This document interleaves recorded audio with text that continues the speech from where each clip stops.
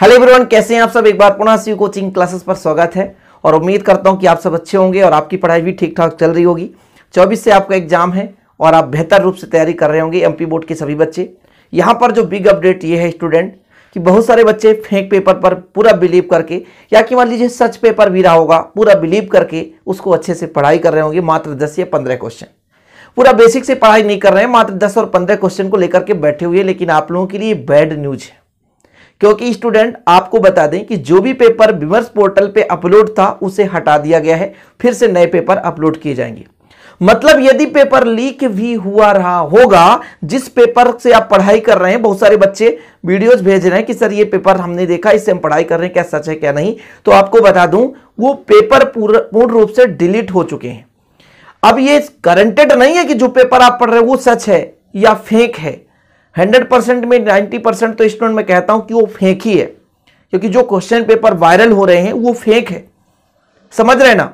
और यदि 100% में 10% यदि सच भी रहा होगा तो यहां पर बात यह है कि वो पेपर अब डिलीट हो चुके हैं।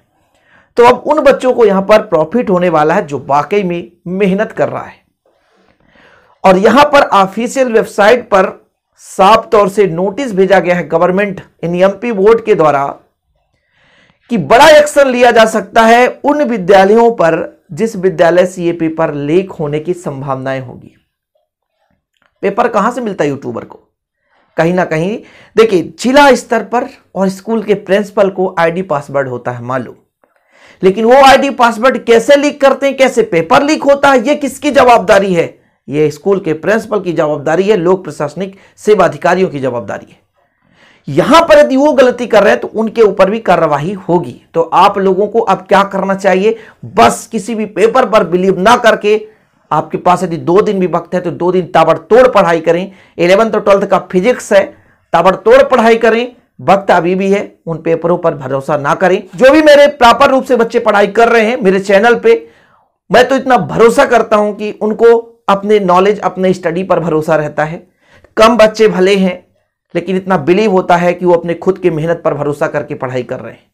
और स्टूडेंट मैं आपको कहना भी चाहूंगा, आप भी यदि किसी तरीके से इन वायरल पेपर के सहभागिता में हाथ बटा रहे हैं तो यदि कभी कार्रवाई हुई तो आप तक भी कुछ ना कुछ थोड़ा बहुत प्रभाव पड़ सकता है।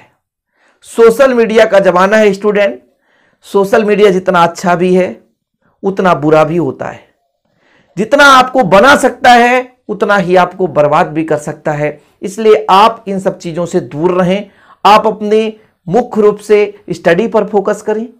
छोटी मोटी गलतियां करके अपनी जिंदगी को बर्बाद करने में मत तुलें, क्योंकि स्टूडेंट यदि आपके व्हाट्सएप में पेपर आया, फिर आपने किसी को शेयर किया, उसने किसी को शेयर किया, इन्वेस्टिगेशन में सारा चीज क्लियर हो जाता है कि कहां से कहां तक शेयर हो रहा है।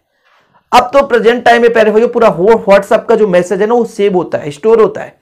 किसी को आप गाली भी दोगे तो यहां तो डिलीट कर दोगे, लेकिन वो स्टोर हो जाता है, आपको पता है ना।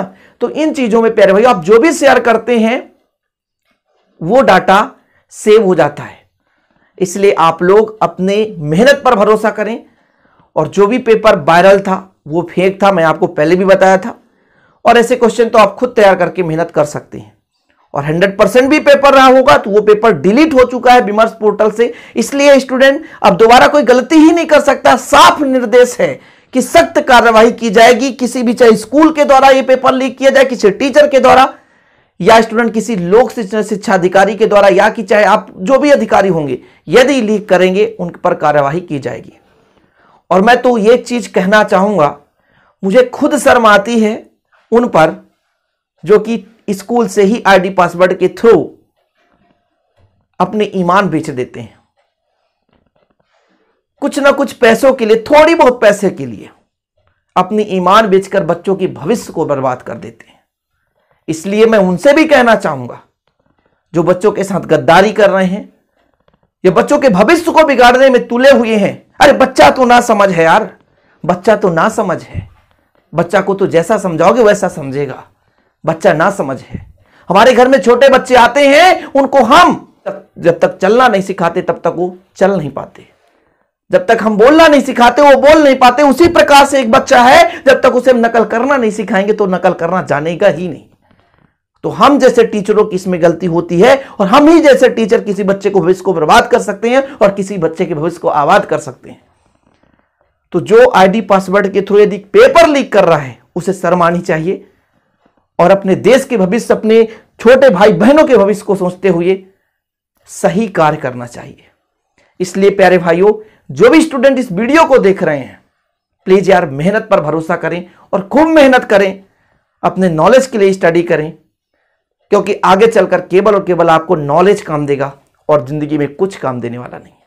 तो उम्मीद करता हूं स्टूडेंट आज का वीडियो पसंद आया होगा और ये अब इंपॉर्टेंट अपडेट आपको देना जरूरी था, क्योंकि आप उसी फेक पेपर पर पड़े रह जाएं और कुछ और पेपर आ जाए, आप फेल हो जाएं, आपकी जिंदगी बर्बाद हो जाए, ये मैं नहीं चाहता। थोड़े से कम कमाता हूं मैं, लेकिन मेहनत पर भरोसा करता हूं स्टूडेंट। कारण यही है कि मेरे वजह से किसी की जिंदगी बर्बाद नहीं होनी चाहिए। यदि मैं किसी को बना नहीं सकता, 100% दे नहीं सकता, तो किसी का 10% भी बिगाड़ना मेरे लिए कोई हक का काम नहीं। मेरे पास कोई हक नहीं है किसी की लाइफ के साथ खिलवाड़ करना। इसलिए स्टूडेंट आप लोग प्लीज अपने माँ बाप का इज्जत रखने के लिए, अपने जीवन में जो भी है कुछ करने के लिए, अपने माँ बाप के पैसों का सदुपयोग करने के लिए, सदुपयोग खर्च करने के लिए स्टूडेंट अपने मेहनत पर भरोसा करें और आगे बढ़ें। क्योंकि माँ बाप आपको गर्व से तब पुकार सकेंगे जब आपका सही नॉलेज आपके चेहरे पे उभरता हुआ नजर आएगा। ज्ञानवान व्यक्ति के चेहरे हमेशा प्रकाशमय होते हैं और यदि आप चीटिंग करके किसी के व्यक्ति के सामने आप खड़े होते हैं तो आपका चेहरा ऑटोमेटिक डाउन रहता है।